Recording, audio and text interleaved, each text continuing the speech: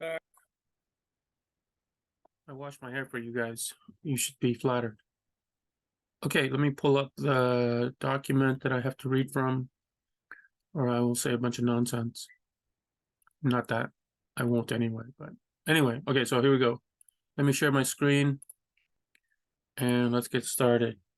So this video is the follow-up to the Gettier case one critique, let's call it. And it's my reflection on what I ultimately argued about and like what lessons I drew from that paper or from my objections or just that video in general. All right, so let's get into it. This is gonna be my first attempt at this video, and I'm kind of thinking I should put more thought into this. I should have put more thought into this before making the video, but so be it. Let's give it a shot. All right, so the three things that I want to talk about here are, I have them numbered here, are Platonic sentences, which have non-existent propositions. Sentences are not propositions, which is common. This has been known like for a long time. And what I'm calling the primacy of facts fallacy, which I've made up. Well, yeah, and this is at least I've never seen this before. So, and maybe such a fallacy exists and has another name, but I've never seen it. Okay, so let's get into it here. So one takeaway or one consideration, which might require more thought, is that you cannot simply invoke sentences that nobody has uttered, sentences without a context, as if they had a meaning, or as it amounts to the same thing, as if they had corresponding propositions, right, which we take to be the meanings. I call these Platonic sentences, and I apologize to Platonists if I am misrepresenting Plato here. But the idea is that these sentences exist on their own in some Platonic third realm without anybody having uttered them. So they're not like particular sentences, right? They're like the universal or the form of these sentences. Okay, so that's the idea. I hope that's not too like yeah. I hope that's okay. Anyway, so it's just a name. So Platonic sentences, I'm saying that you cannot introduce Platonic sentences into your arguments as if somebody has uttered them, because they have no there are no propositions that correspond to these sentences. They're meaningless. Okay, so while it's easy to come up with intuitive truth conditions for such sentences, they actually have none, because truth conditions are established in context. Okay, so if you don't think truth conditions are established in context, then of course you can question what I'm saying here about Platonic sentences. And Platonic sentences lack context in the sense that nobody has uttered them, right? There's no context in which these were spoken by somebody. So, but we can all construct them. So, and while it's easy to assign to them meanings, right, that is propositions, depending on which language conventions we believe are applicable, they only have faux meanings, right, fake meanings. So let's go to the example that I took from Gettier. The example from Gettier's paper was the following sentence. E, the man who will get the job has 10 coins in his pocket. Gettier calls E a proposition, but he really only has the right to call it a sentence, as a proposition is not restricted to the words used to express it. And Smith, I claimed, expressed that he thought that Jones had 10 coins in his pocket. So I took the sentence, E, the man who will get the job has 10 coins in his pocket, to have as its corresponding proposition, Jones has 10 coins in his pocket. Of course, Gettier would not be comfortable with such a statement, right? He's not gonna be happy with my saying that. But you can sort of see Gettier falling into this fallacy of conflating sentences with propositions when he insists and needs that we express E using the expression, the man who will get the job. Right, but we don't need to use any specific phrase in expressing a proposition so long as we make it understood somehow. Right, so for example, I'll give you an example. So I know this is a little bit theoretical so far, but so consider these examples. And let's pretend Smith says all of these sentences. Okay. First one, Jones has 10 coins in his pocket. Second one, that guy, pointing to Jones, has 10 coins in his pocket. The guy with the corner office, meaning Jones, who's the only guy he's the only guy who has a corner office, has 10 coins in his pocket. My best friend in this office, and Jones is his best friend in the office, has 10 coins in his pocket. And the guy who will get the job, thinking that guy is Jones, thinking Jones is that guy, has 10 coins in his pocket. Right, so my position, let me scroll down. My position is that because these are all simply sentences, that I can correctly say that they share the same corresponding proposition, which I'm free to express as Jones has 10 coins in his pocket. I'm saying that when Smith says any of these sentences, he's saying Jones has 10 coins in his pocket. And yeah, so I think they all express the exact same proposition, and the words that we use in the sentences don't matter, right? They don't matter. They don't change. They don't imply different propositions have been stated. Okay, so I feel like I am not obligated to use the expression, the man who will get the job, in expressing the proposition. And so I'm not obligated to make inferences about the meaning of E based on the meaning of the words, the man who will get the job, as Gettier erroneously does, in my opinion, right? He relies on the words, the man who will get the job, to draw inferences. And he relies on that to suggest, well, not to say that it's Smith that's being referred to.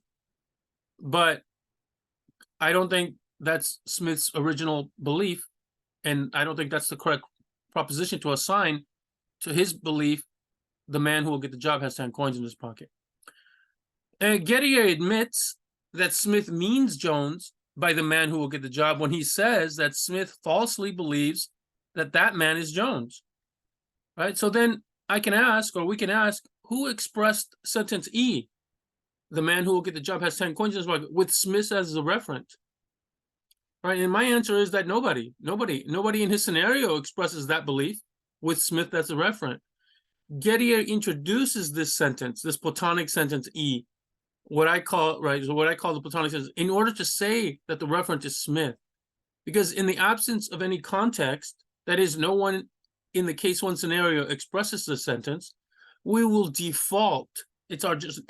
naturally default to Smith as the referent, because Smith is in fact the referent. Right? But why must the person who is in fact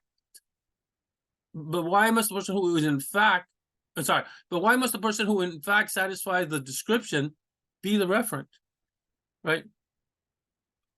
And you have to think about that for a little bit, because you're going to naturally think like, well, of course it is, right? But what forces us to use the person who in fact satisfies that description as the referent of an utterance that somebody has uttered? Like, they can be wrong, or they can actually be referring to somebody else, right? So, okay, so we already saw that Jones was the referent when Smith said it. So why must it be Smith now? Right? And the answer is that in the absence of any context, we will be biased towards the facts, and we'll ask ourselves which person in fact satisfies the definite description. And again, why should the facts be the default setting for determining meaning? I think this is a bias and a fallacy. This is what I call the primacy of facts fallacy, right? And the fallacy is to give primacy to the facts in determining meaning, but meaning does not supervene on the facts, right? Right. So the meaning is not dependent on the facts. In other words, a change in the facts does not entail a change in meaning, right? And this is the trap that Gettier falls into when he insists that E has Smith as part of its truth conditions, because he believes that the referent of the expression, the man who will get the job, is determined by the fact that Smith is that man. But Smith's belief is not about Smith. It is about Jones. And we know that from context. Okay, so sorry if this was a little fast. Yeah, so this is what I'm saying I got out of this, my critique. One, Gettier is using E as a proposition, so he doesn't have to. So you cannot paraphrase. So you cannot paraphrase. Basically, you cannot change his proposition. If the man who will get the job has 10 coins is the proposition, then, well, I don't know why he thinks you cannot paraphrase it. I don't understand why we would be able to say that proposition in other terms, as long as we're saying the same thing somehow, right? So one, he's trying to force us to say that E is a proposition, because he thinks that in using the man who will get the job has 10 coins in his pocket as a proposition, that we cannot alter those words. But of course we can. Of course we can. Like, propositions, as long as you're somehow saying the same thing, then you're giving the meaning of the sentence that you're using, or you're even giving the meaning of the proposition, as long as you're expressing the same thought or the same proposition or the same belief. Okay. But really, he's just using a sentence, and we're perfectly, like, it's perfectly legitimate to change the words used in the sentence to express the proposition that it has, right? To express its corresponding proposition, as I gave examples of, right? I think all of these A through E are just sentences, and I'm free to express them all as having the corresponding proposition of Jones has 10 coins in his pocket. Okay, yeah, so that's the first thing. And the second thing, the other part is that you cannot introduce a sentence like E, like the man who will get the job has 10 coins in his pocket, without like telling us who said it and in what context, right? So if to follow along with Gettier, you're going to have to believe that Smith said this sentence with Smith as the object that satisfies the truth conditions. But if you realize what he says is entailed by D, which we already covered, that cannot be the case. So I think he has introduced what I call these Platonic sentences, and the primacy of facts fallacy is just to say that we're inclined to, like, default to the facts to determine the meanings of these kinds of sentences. But there's another philosophical point that, like, the facts don't necessarily determine the meaning, right? Meaning one thing, and, like, yeah, and the facts are a different thing, and they're not connected. Okay, that's my point. Sorry, that wasn't very eloquent. I might remake this, but I also might not. All right, so if you have comments, yeah, leave them. If you have questions, leave them. If you think I haven't explained a certain part, or if you're not convinced exactly what I was saying, let me know. And that might be enough reason for me to, like, to reshoot this video. But if not, then I'll just let it stand as is. All right, and by the way, I appreciate you guys, like, who watch these videos, especially here till the end.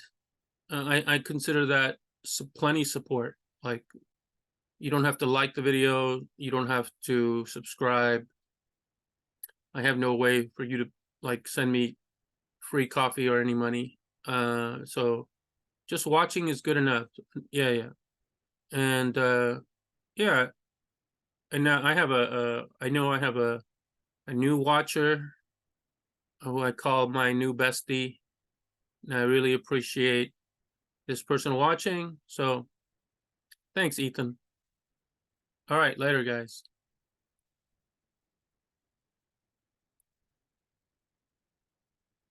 Yeah.